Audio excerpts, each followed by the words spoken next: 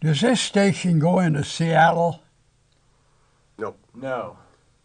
This is sort of Eastern Washington, sort of, right, I guess? Or Yeah, this will hit the. I mean, Why I asked that, if which is in, but my brother lives in Seattle. they'll all be available online. yeah. And we can get you a copy. Yeah. A copy. Yeah, I'm recording for you. Okay. I know. Okay, we're going to go ahead and get started. Can you hear me okay? I'm ready just as long as I can hear you, what you're asking, see. Okay. Let's start by having you say your name, and if you could spell it also. Lloyd, okay, you want me to, all three, Lloyd Robert Chalcraft.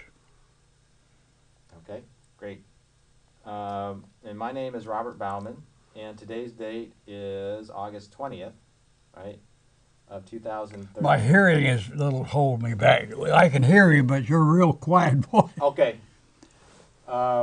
And we're conducting this interview on the campus of Washington State University, Tri-Cities. Yeah, that's correct. I Okay. mean, do I got to okay that? No, that's okay. Well, let's start, if you could, by having you tell us.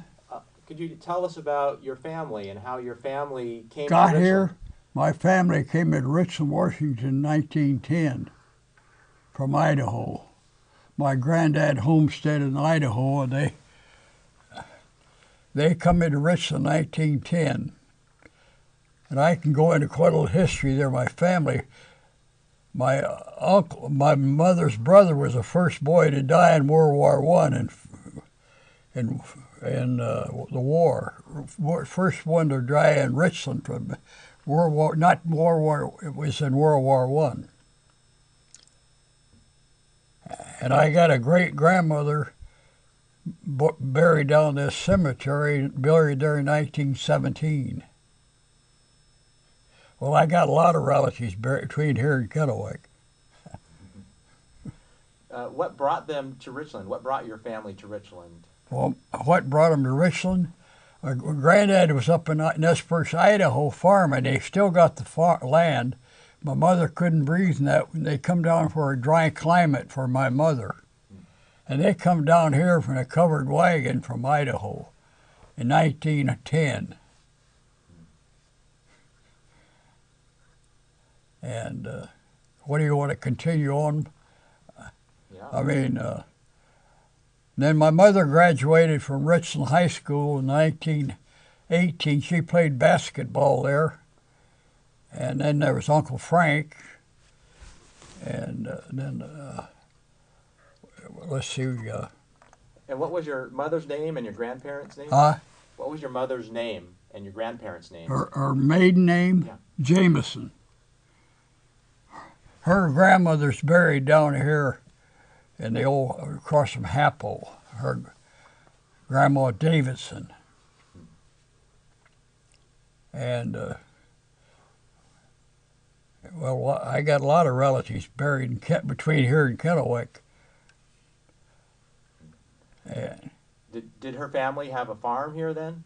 did what? Did they have a farm? In Richland? Yeah. Yes. My grandparents had a farm here. We had a farm here. My uncle had a farm here. We had 4 different farms. Yeah. Granddad had a big cherry orchard. Okay. Where his orchard was, where that locksmith on Van Giesen, that was a part of the orchard. That was a prune orchard. Only had cherries there. I went to school myself. I went to school here 8 years, where now that little grade school here used to be called Richland Grade School, but it's now what's out down there south at Richland. And later in life, my boy played basketball for My boy played. He was on the Richland State basketball champion when they beat Pasco. You remember that? Yeah. So For the state basketball. My boy he played football and basketball for Richland High School. I graduated from Kennewick High School. okay. See, we moved out. The government come in and took all this land over. and we moved to Kennewick. And how old were you then? I was about 8th grade. And what do you remember about that time? Huh? What do you remember about that when you first heard that the government was going to come in 1943? People were pissed. People were mad because they come in here and took this land over, practically stole the land. I mean, people were really shook up. You know what I mean? They didn't know what was going on. It was like an invasion. You seen army trucks, the DuPont surveyors.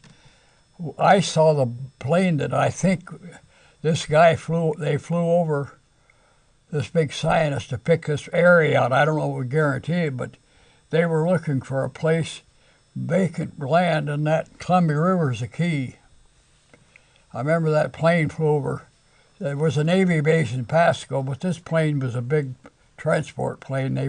These scientists were looking over that area. And do you know how much money your family got for land?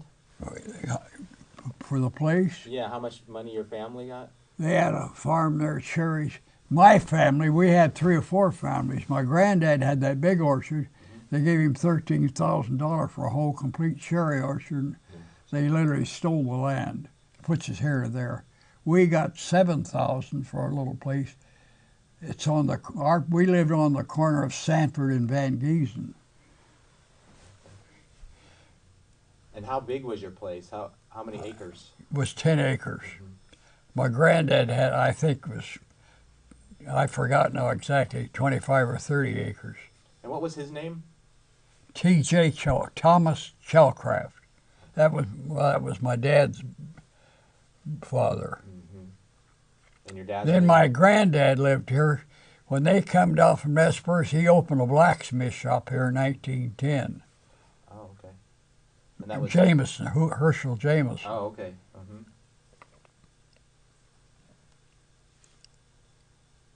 And so did your farm also, did you have cherries on your farm? Did you grow cherries also? Yeah, we had cherries and asparagus. I've cut the damn asparagus. Hard work. Yeah, kept the belly down. I was just a kid in school. Yeah. A lot of things.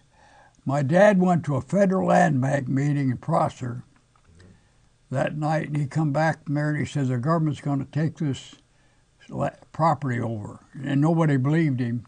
About in February 1st, the approximate time, everybody started getting letters from the government. This property is under eminent domain and whatever. I was eminent. There's another wording for it, but they're going to take all this property.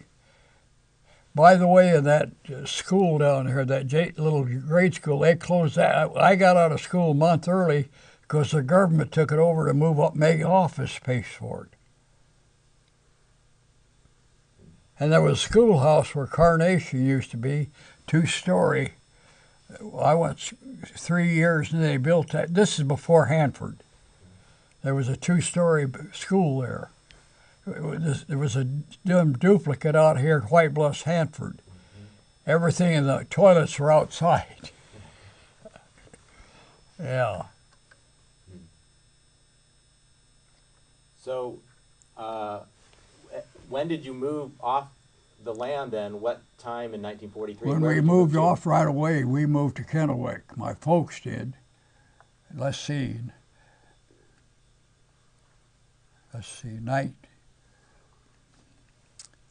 we moved, right away. They had to move because the government started moving them.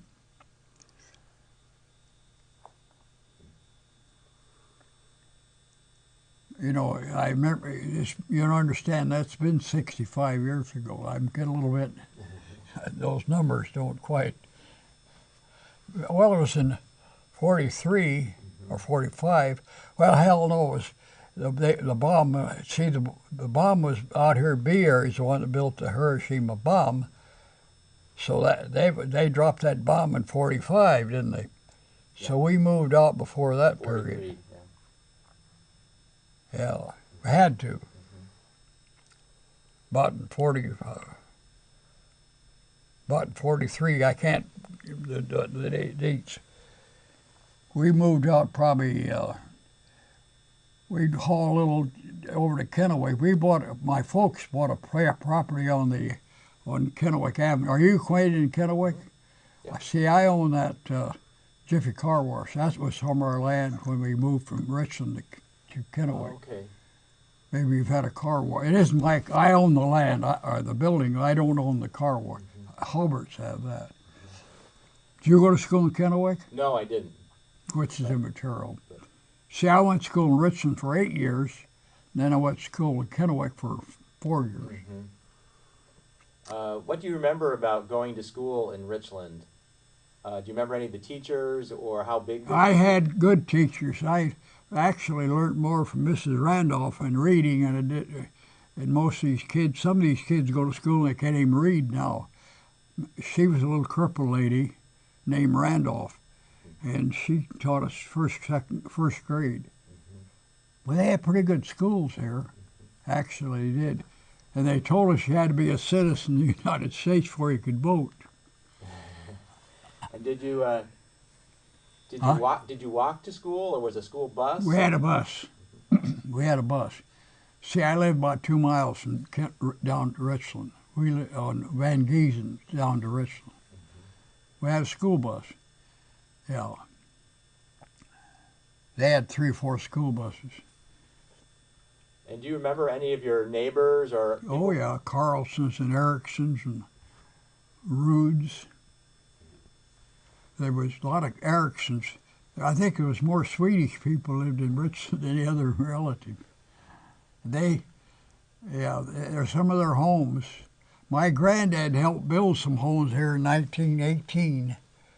They're still standing. Then all the Swedes have pretty nice homes here. Maybe you're Swede. Are you Swede? No. But anyway, my dad, the Swedes were real progressive type people. But, okay, a little deal here. The boy, this vet's place down here is Cook Erickson. The name of the veterans, and Erickson was son of one of the people who lived here. He went in the service, and he got shot down over the Mediterranean Sea during the war. This little town had a lot of boys. I can think, Don Cope was on the Arizona. His folks, well, his dad, his aunt was engaged to my uncle, but he was on the Arizona, and Tommy Van Voss was on the California. This is Pearl Harbor. And what was the Mosier boy? He was on Guam. They got captured, the Japs. He was a prisoner of war for the whole war. But Don Cope come off the Arizona. We went back to sea on a destroyer, and a storm come off the Philippines, and they drowned it. And Tommy Van Vossen used to swim that river all the time. He swam off the California and got out. Well, this after the bomb. They were there when the bomb was going. Wow. This little town had a lot of people in the service compared for their population. Tom Hamby, he was lived in parts of Richland. He was killed in Normandy.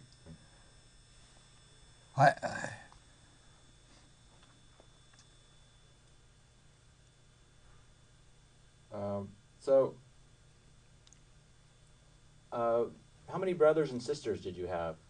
I got one brother, no sisters. Was he older or younger? Huh? Was he older than you or younger? He's 16 years younger.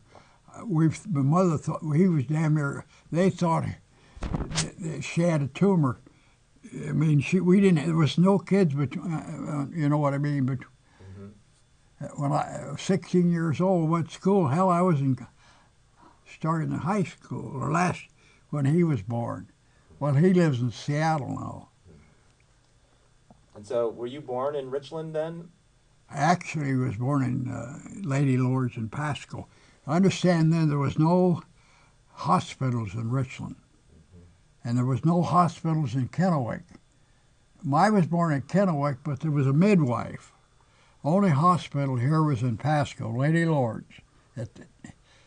See, I was born in 29, but that was the only.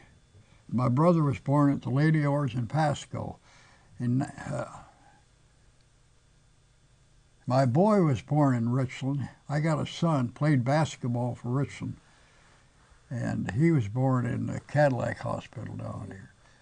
He played against Pasco when they played. I don't know if you were around here. Pasco and them played for the state championship. So, the community of Richland, when you grew up, do you remember any of the businesses that were here at the time, or anything like that? Do you remember any of the businesses that were here? Oh yes, we had Relton's drugstore. John Dam had a store, and that park down there is named after John Dam.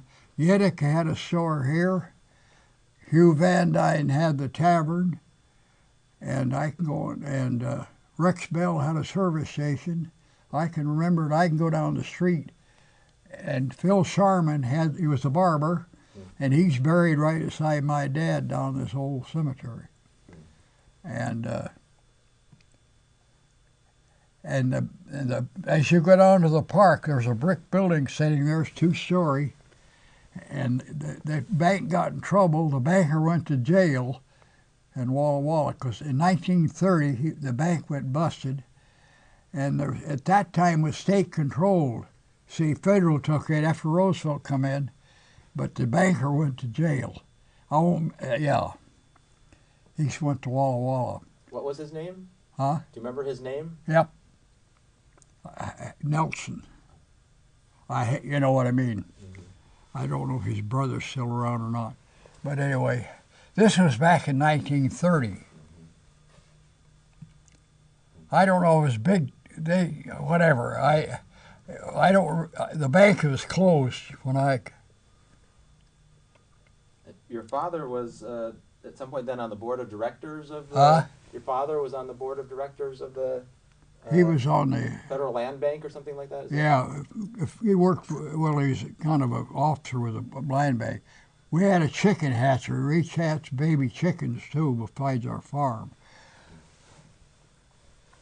And your farm, you grew mostly cherries and asparagus? On your farm, you grew mostly cherries and asparagus? Yeah, we did that.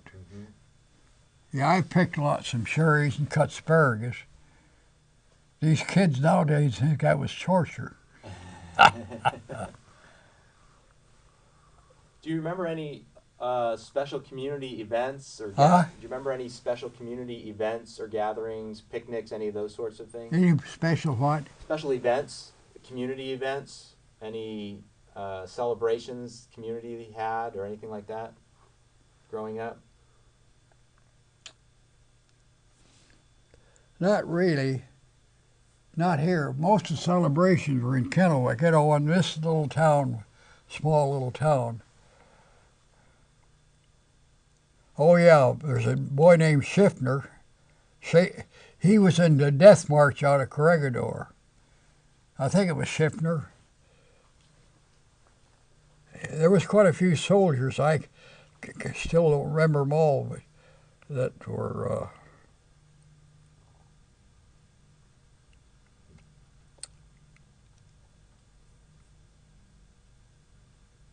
This Comstock, there's a street here in Richland. I don't know if I think where he was from Pasco or Richland, but he died in the service, I think.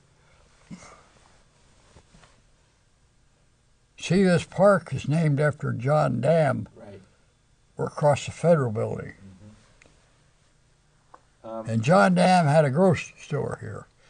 There was 2 grocery stores here. And they had a place they made ice. Everybody didn't have something to make ice, but they'd freeze this water, make ice, and people would get ice out of it. Ice house. And Phil Sharman, the barber, used to run that. What sorts of things, growing up, what sorts of things did you do for fun? What sorts of things did you do for fun growing up? Did you swim in the river? What did we do for fun? Yeah. Well, we swim in we swim in the irrigation ditch or whatever. And where uptown Richland was right now, that was a swamp. There was mud that deep. And that where uptown Richland is, there was an irrigation ditch run through it. That ditch still runs. We go down there. It wasn't very deep, but it was a place to go swimming. We call it swimming, because was told not to go in the Columbia River when we was kids. Well, that river was cold in because there was no much dams below. You understand? Mm-hmm. More free flowing made a difference.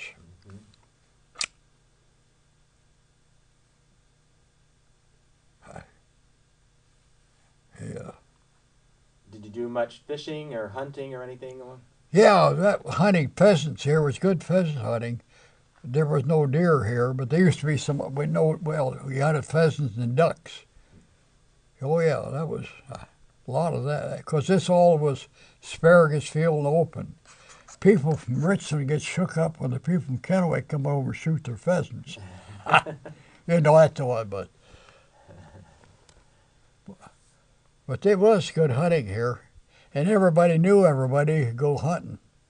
But you normally need a dog, and that asparagus is tall, and you damn near need a dog to get your pheasants up. But one time an airplane landed down that pasture. What the hell's where the riding academy used to be? The plane landed out there. That was another, wouldn't be too important, but I remember everybody went down to steal gas out of the plane. Somebody said that burnt their motors up. I don't know if that aviation gas. When you were growing up I played a little basketball here, nothing big. When you were growing up, did the farm you grew up on, did you have electricity, a telephone? Oh, yes. We had electricity, but when we first moved, we had a hand pump. Then we got electricity come in. And what about a telephone? Did you have a telephone? Yeah, and the neighbors, we had a phone, but a lot of neighbors didn't. They'd come over and borrow your phone. And a lot of them wouldn't even offer to help pay the bill, but they'd use the phone. In them days, Mrs. Meredith, you had to go through a telephone operator. And Mrs. Meredith, she was kind of and she knew all the gossip. I'm sure. But she was pretty goddamn good, though, for emergencies. People call in, and you know what I mean. Then Brown Telephone, Kennewick bought them out. I guess they owned that at that. Now, did you also work at Hanford at some point? Huh? Did you work at Hanford at some point? I did, yeah, 20 years. Where did you work? What area? I worked in reactors. I got cancer. I got fighting cancer right now. When did you work at Hanford, and which reactors did you work at? Worked in all of them. And what years? When did you start? Well, I worked with the reactors. I was nothing too important out there, but I served the job. And then I got drafted in the Army. I went to war. During the Korean, I got drafted. Okay. I was working out there. I got drafted in the Army. And what sort of work did you do out there? Oh, different work. Handled uranium and all that. It was just, you know what I mean. Mm-hmm. I've done better investing. I wasn't an engineer type. I've done pretty well as an investor. Most of these people sit on their butt around here, and they didn't. Maybe I shouldn't be saying that. It's probably getting copied. But anyway, they didn't. These houses sold cheap around here in Richland. These duplexes are selling for $7,000. I had bought one. I sold it here a while back for $130,000. But that was time goes along. But the government practically gave these houses away. This is after Hanford, the bomb. Mm-hmm. But these ranch houses, all of them went real. Government unloaded them pretty cheap. I've seen a lot of changes here.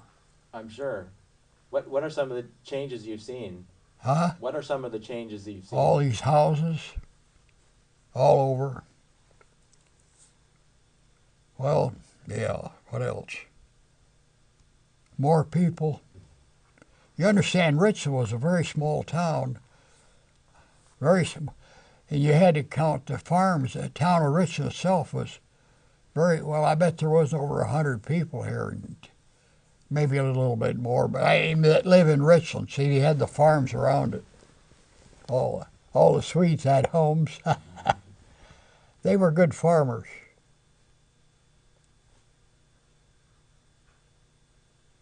Yeah.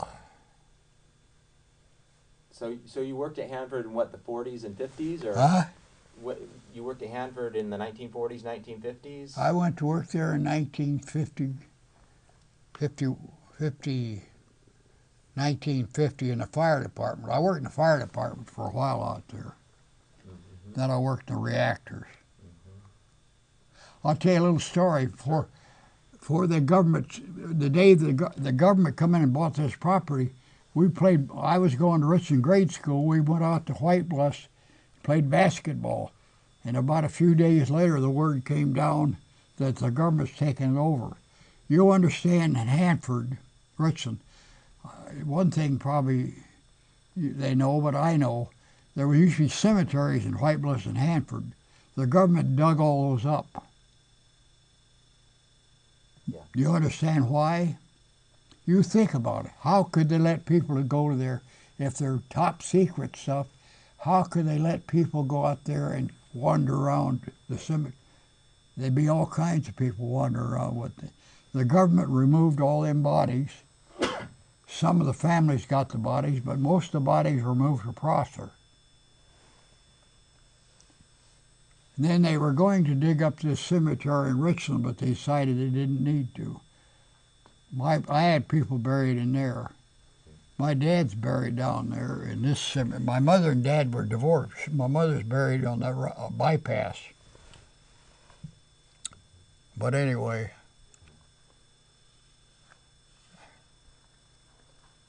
Wonder if you have any other memories or stories from growing up in Richland that you haven't shared yet that you want to talk about? You got to go. You think a lot of this stuff after you stop. Okay, I'll tell you a little story. Athletic-wise, there was no bombers. Let's go back. When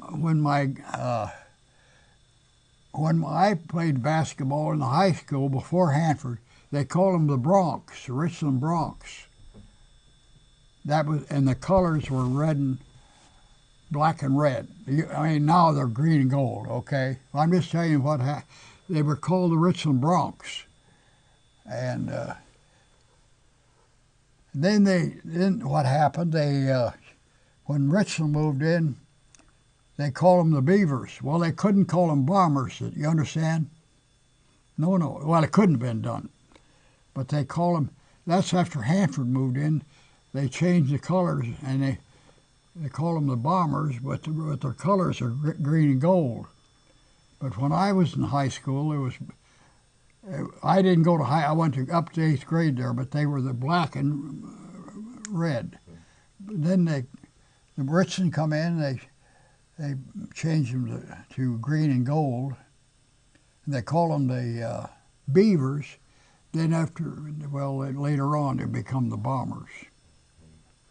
They couldn't have said Bombers, I don't think. Yeah. So when I was going to ask you, when the government came in 1943 and told you had to move, did you know why? You know what was happening? What was happening? Yeah. It's a good question. No. That was rumor heaven. A lot of people thought they'd come in here for to make toilet paper for one thing. Well, anyway, they hit a little natural gas out here on the Horse Heavens. Not Horse Heavens out there, Rattlesnake. They thought they'd come in. But just as people real naively understand, you look at it, all that come in here, my God, millions of dollars. Even the Army moved trucks in here. Everybody moved in. And they sure as hell didn't bring all that in just to get natural gas out here. Well, I didn't know till the day when they dropped the bomb, the guy that lived in White Bluffs, he come in and says, I found out what they built Hanford for, but it's what they built is enough to burn those Japs' ass right off. That was his very words. His folks owned property at Hanford, White Bluffs. And there used to be a little bus that you went from down Richland up to there. They call it Sagebrush Annie. I only up there once when I lived here. Till I went to work out there. I was out there at that basketball game. Because, well, I was just a kid. I didn't drive. And we didn't, that's quite a ways out there. You know, different. Most of the people in White Bluffs, Hanford, they went over to Yakima to shop for groceries. And there was two stores out there in Hanford, or White Bluffs. There was a grocery store. There was two high schools out there at that time. Maybe you knew that. And then they merged into one because, you know, I think, yeah. I'm trying to think of different. I was sitting in Richland the day they bombed Pearl Harbor, right in Richland on Thayer Drive, and it come over the news that they'd bombed Pearl Harbor. On the radio? Who in the hell, huh? Was it on the radio? Is that how you found out? Yeah, radio. We didn't have TV now. Sure. This is 41. That was quite a... They said Pearl Harbor, Hawaii, and I was kind of a history buff. Some of these people still don't know what happened. But anyway, but I knew they were going to go to war. And they hit Pearl Harbor that day. That's the day that Culpin got off the Arizona, and the other boys swam out from California. Well, I'll tell you a little side story. It didn't fit into Richmond, but my uncle was in Pasco, and there was a guy sitting on a bar over there, and my uncle, he was in the Navy, World War I, he thought he was Japanese. My dad was with him, and he was going to beat the hell out of that Jap. Come to find out, it was a Chinaman. You know what I mean? This right after Pearl Harbor. Been a few of the people that was picked up here. Two guys here in this town were hollering Heil Hitler. The United States Marshal picked one of them, shipped him back to Leavenworth. Yeah, there's a few. But see, nobody bothered him, but the day Pearl Harbor was hit, things opened up. They let him, when he was fighting Great Britain, that was a great deal. Germany was beating the hell out of Great Britain. But the day Pearl Harbor was bombed, that changed atmosphere. You know, yeah. This one kid had come to high school and brag about the Germans picking the hell out of the British. But anyway, but he shut up after Pearl Harbor. So what was Richland like as a place to grow up? Huh? What was Richland like as a place to grow up? What was Richland like, what? As a place to grow up. It was a kind of a quiet little quaint town. My uncle, he never drove. He drove a team of horses, brought him he drank a little beer. He drank horses. There wasn't a regular policeman. Bill Perry had a service station here. He was a town marshal. Things were quite quaint, you know what I mean. There was one guy that got in a fight with a guy, and I guess he died. That was hot news them days. This guy died from a fist fight. But actually, things were pretty quiet at that time, I guess. But we did go through World War I here. There was 2 or 3 boys got in that one.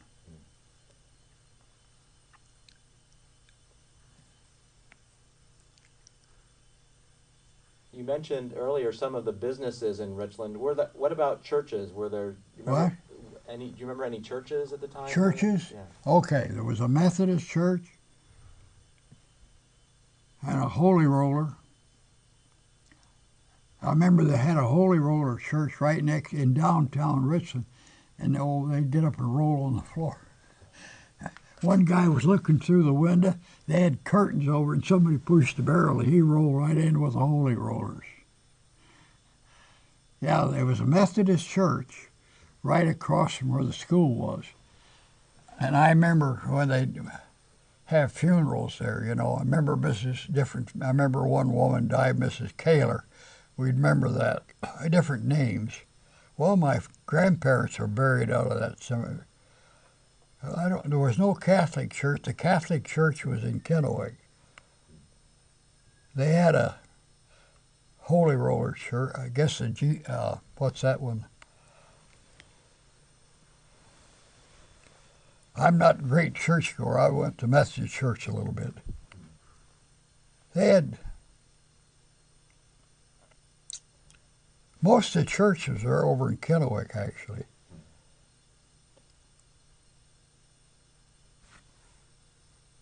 Well, is there anything else you want to share? Anything else you want to say about growing up in Richland at all? Growing up now? No, anything else that you want to say about your time growing up in Richland? About what? About your time, your childhood. Anything else you want to say about that? Well, I played a little basketball here. My peak come when my son he was good enough to play. He was on the state champ. He was good enough to get a football scholar at the University of Montana. He wanted to go to Oregon. Oregon wanted him to go, but they wanted him to go to Columbia Basin and play a year and then go. He didn't get an offer from Washington State or Washington, but he did get an offer from all those big sky, Montana, Idaho, and to play football. But in Oregon, Oregon says you go to Columbia Basin at that time had a football team, if you remember. They wanted him to go over there for 1 year. He had a chance to go back. I'm bragging a little on this college. He had a chance to go back to one of the big East schools, the egghead schools.